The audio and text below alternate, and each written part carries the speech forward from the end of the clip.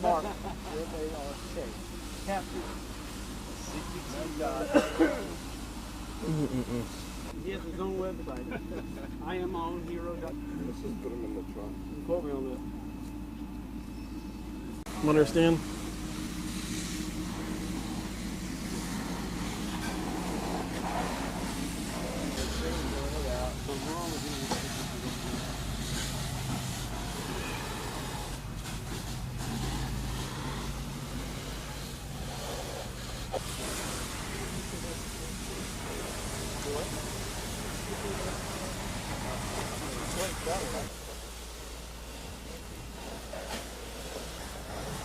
Hey, what's going on? Tired as hell.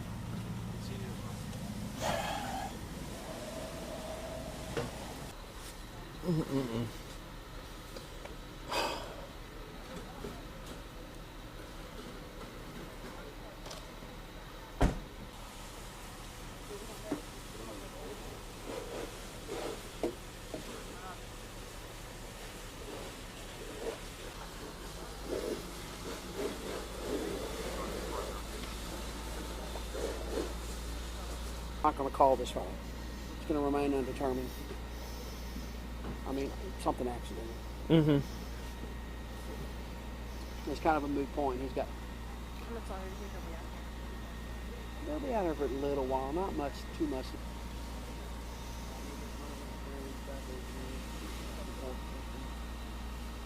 Bachelor friends, I guess. Yeah. There's a guy with the.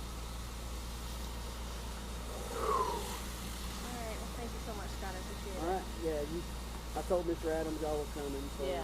Did you talk to him? I haven't talked to him. Yeah.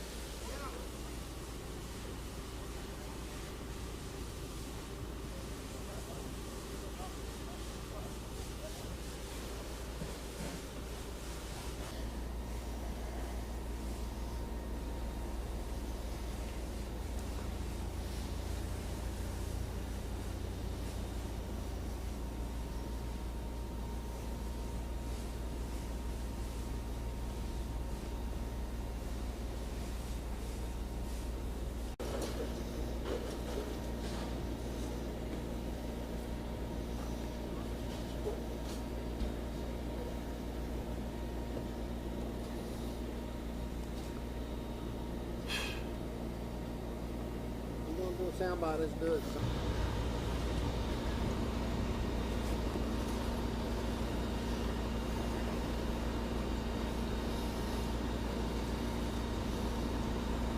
Okay. Okay, first of all, your name and tell me what you got, Scott. Just look up my way here. I'm Scott Berlin, Assistant Fire Marshal, Montgomery County.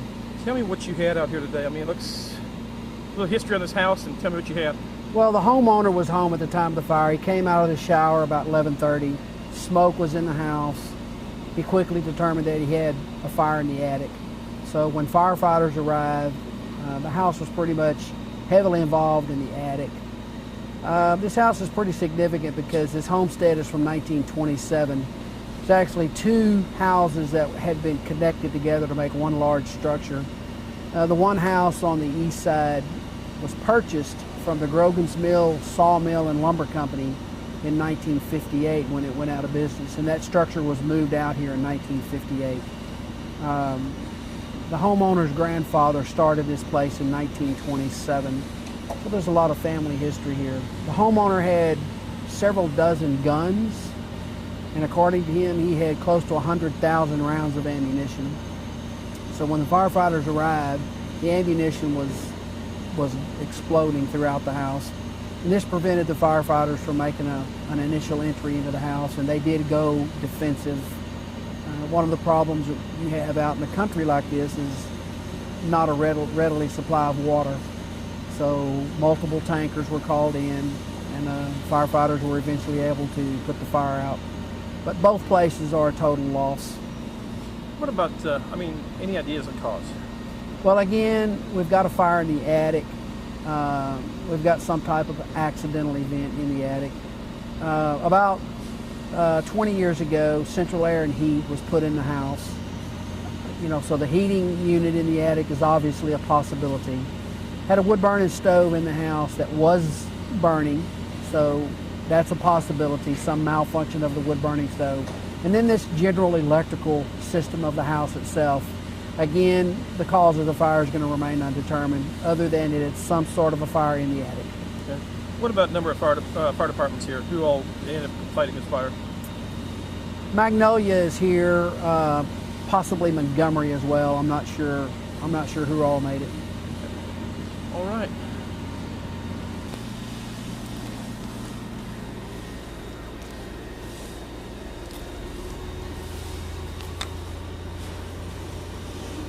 He was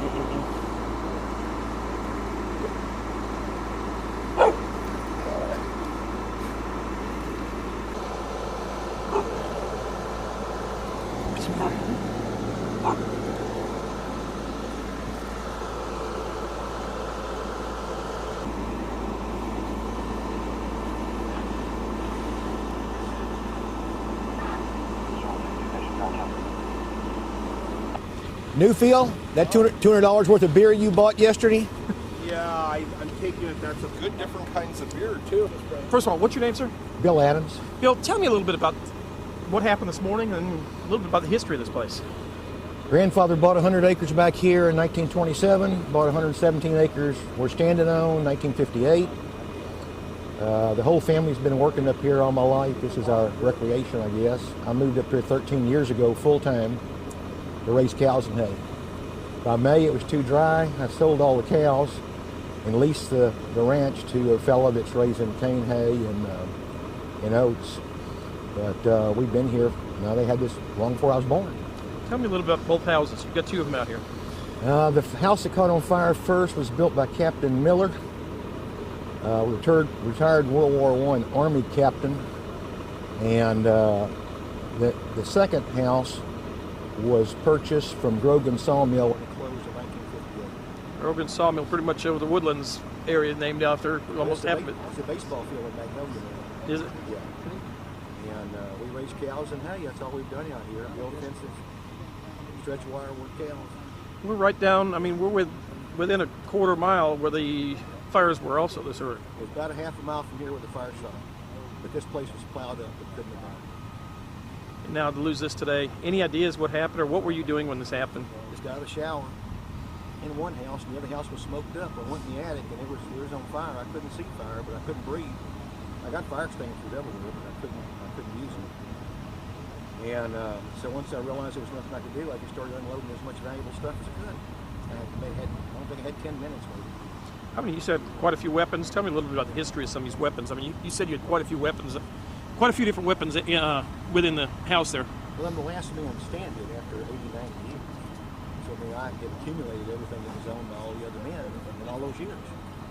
So I like firearms, but I don't hunt and I don't shoot. But I think they're a big investment in the future. I think they'll go up many times in value. And what I had, I kept. And I also bought a lot of ammunition, largely for the same reason, because I believe inflation. It's going to be a hedge against inflation, and I'll get more money back than I put in.